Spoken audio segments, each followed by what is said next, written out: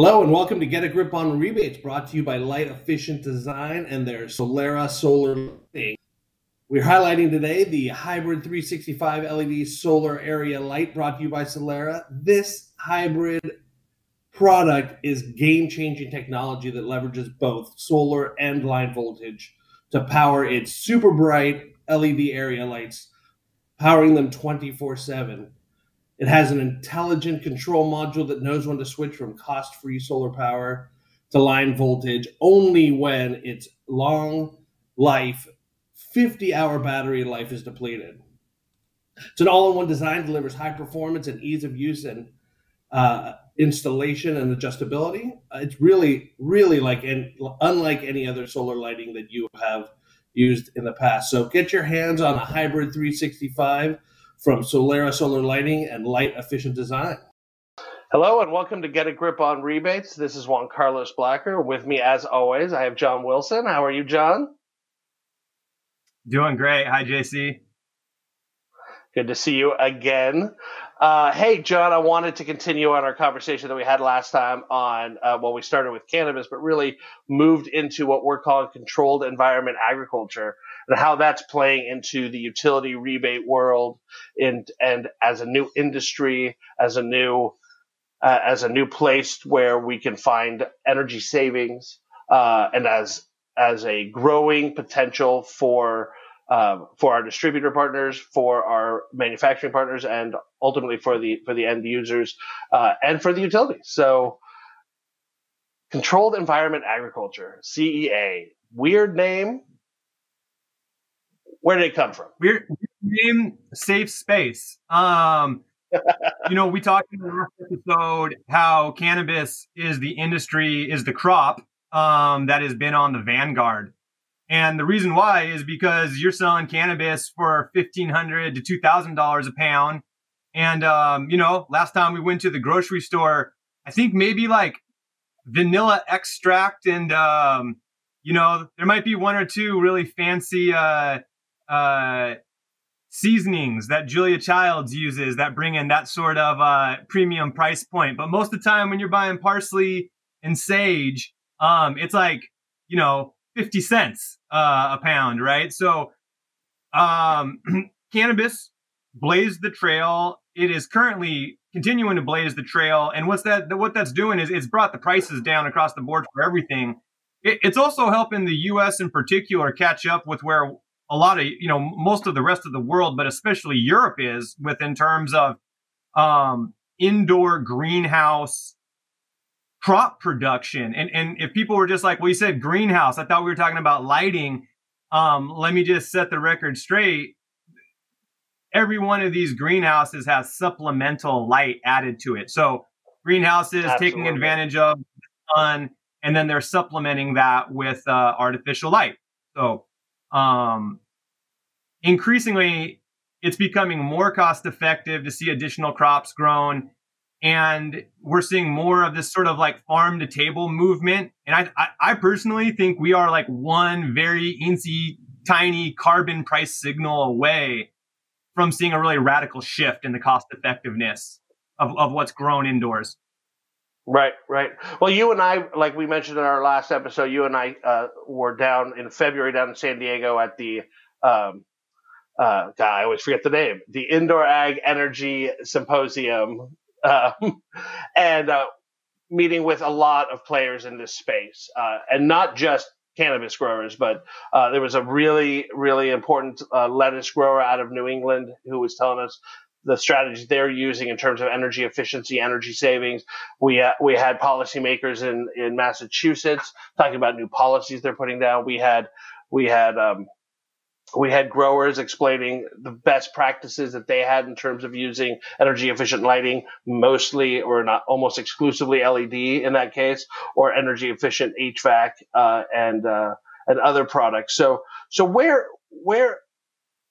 else are we seeing savings? Where are the utilities really driving to try to get savings, and what are they promoting in terms of rebates out there for indoor agriculture or controlled environment agriculture businesses? Yeah, I mean, so for utilities, I think the first thing that's like so important just to keep reminding folks and hitting on the head is that indoor ag lighting is similar but exceptionally different than traditional CNI lighting. In utilities, this can be a tripping up point because in the same way that utilities were concerned about maybe the efficacy and getting on the qualified products list for those CNI products, there's a whole different set of performance metrics that utilities are looking to enforce and help prop up in the industry for the CEA market. You know, I don't know if right now on this podcast is the best place to educate. Maybe we could do another show just on some of those topics if distributors are interested and want to learn about those. What I would say is that you need to be aware that there is a whole other slew of performance metrics to be aware of. And utilities are trying to hold the line when it comes to incentives and what they're going to pay for, right? There are, I mean, just dozens and dozens. Every time I look online for new horticulture companies, I see companies I've never, ever heard of before, and it doesn't show any signs of slowing down. So that's a challenge. It's a challenge for people who sell this equipment, who want to sell quality stuff into the market. It's a challenge for utilities who want to encourage good behavior and incentivize good products that are going to be there. But, you know, everybody understands the risk of, you know, we don't want to incentivize suspect products. Right. Absolutely. But to talk specifically about utilities, the savings or the energy savings potential is there. And I want to remind our listeners that it's not that utilities provide incentives not just to get you to buy more efficient product, but they base the savings they base the amount of that rebate or that incentive on the amount of savings they get. And the savings they can get with LED grow lights or other indoor ag efficient products is massive. So you can get huge savings, huge cost benefit in switching over to these efficient products. In most cases, John, tell me if I'm wrong here. In most cases, those savings are deemed through the overall energy savings that they get. So it's impossible to tell you you're going to get, $1,000 a lighting system. It all depends, but the potential's there. So because the potential's there, because the money is there. Oh, sorry, go ahead, John.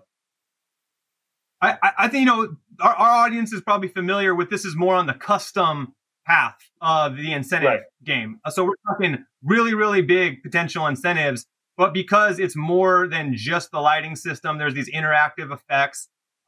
Typically, these projects are going to need to go the custom route because they're going to be looking at whole building efficiency gains. Let me share something, though, with you. I mean, we're so biased from the utility perspective. We're leading with these energy efficiency, like this was the reason to do it. When in fact, cultivation, CEA producers, cultivators, it's like that's pretty low on their bar.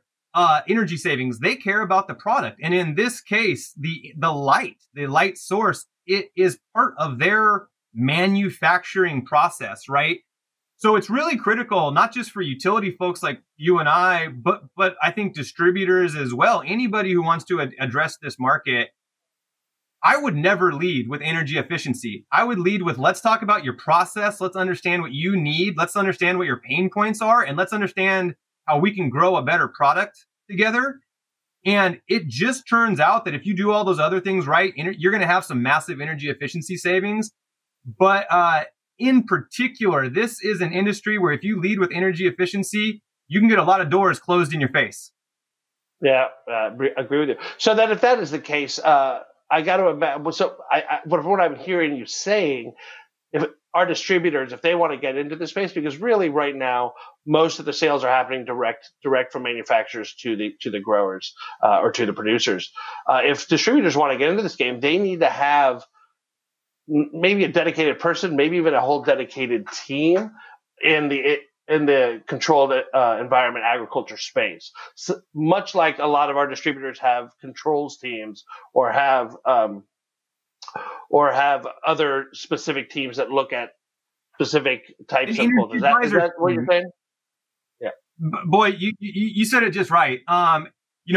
Distributors are really good at adapting, at sort of flexing where they need to flex, and they're good at dedicating sort of concentrated resources to go after stuff. This market's going to be similar. You're going to need to have somebody who phones up, learns how to speak the language, becomes proficient in the basic technology. And increasingly, just because the competitive nature of the market, we're seeing, I just spoke earlier, we're seeing more and more of these lighting companies come on the market. A lot of them are online sales only. A lot of them are direct sales only. But cost compression and competition is driving them to seek local partners. And I think that's where distributors really have a chance to step up and make a play. Yeah, absolutely. Absolutely. I think both you and I are keenly aware of this industry. We've been not only are we on the utility side and the rebate side, but we have been active in the indoor agriculture, the controlled environment agriculture side now for many, many years. We see where it's going. I, for one, and I think you're in the same place, believe that this is one of the fastest growing sectors in terms of energy savings for utilities, because it's a growing sector, massive energy use, and a lot of potential. So as much as our distributors are looking. Let's share this too. For a lot of people might think cultivation is nothing but a warehouse where they're growing just like the straight plants, but there's a supply chain of processing that also gets built out around this. So we're actually witnessing the industrialization of an entire vertical market chain happen right in front of us, which is pretty rare. And it's funny that cannabis blazed the trail, but as it opens up its decorative flowers, its fruits and vegetables, strawberries on its own is a multi-billion-dollar crop. And one of the coolest things happening right now, both in the fields and in the warehouses, is they're learning how to use UV light in sort of micro doses at specific times to combat pathogens, whether it's powdery mildew or different molds that might be on those plants. And so, if people bristle at cannabis, everybody feels good about strawberries. Billion-dollar industry. It costs a ton to ship them from California to wherever the heck they're going. It puts a whole lot of carbon in the air.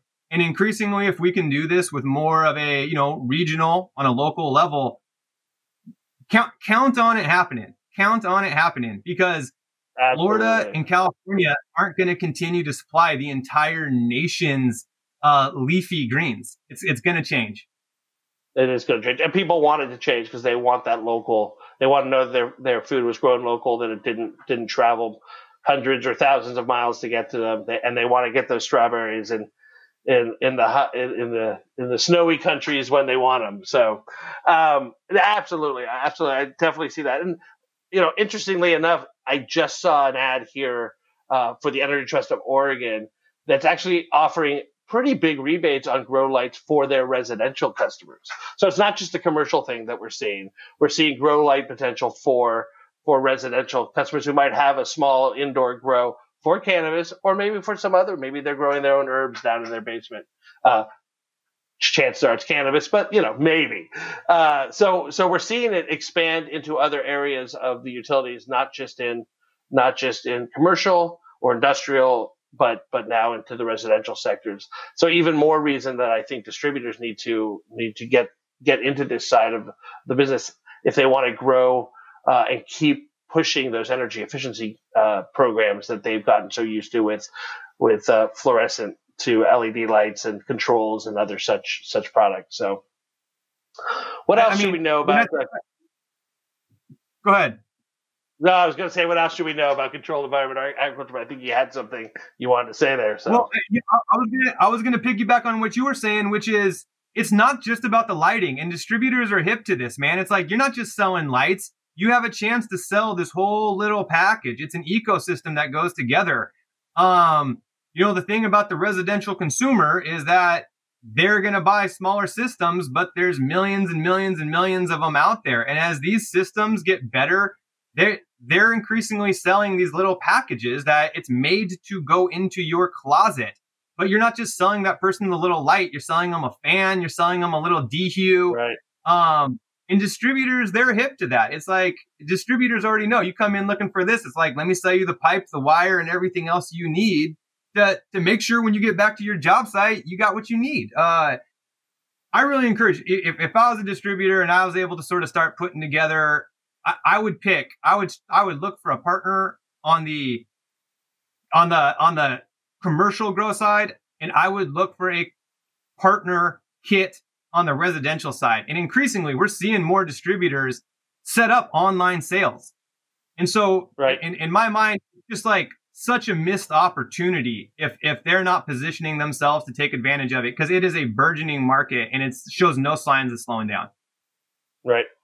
A blazing market, as you would like to say, right? Yeah, I think that there's a ton to talk about here. We could go into specifications on new energy efficient grow lights. We could go into specifics on rebates, what states have, what states don't. We're not going to do that today. We may do it in the future. But definitely this controlled environment agriculture, keep an ear out for that out there. Keep thinking about indoor ag and the potential that's there. It's a growing market. It's not just the lighting, it's the whole system, as you said. And John and I, we are both huge proponents of it. Any last words from you, John, before we go? You know, the last customer I talked to, they're setting up a new facility in the greater Seattle area, and they're growing algae for pharmaceutical purposes. So I'm throwing that example out there to share with people. The market is so much bigger than whatever you might have thought it was. And no reason our listeners shouldn't be getting a piece of it. So I encourage folks to step up, learn about the game, and get invested. Thanks again to our sponsor, Light Efficient Design, that bring you the Hybrid 365 Solar Area Light, part of their Solera solar lighting line.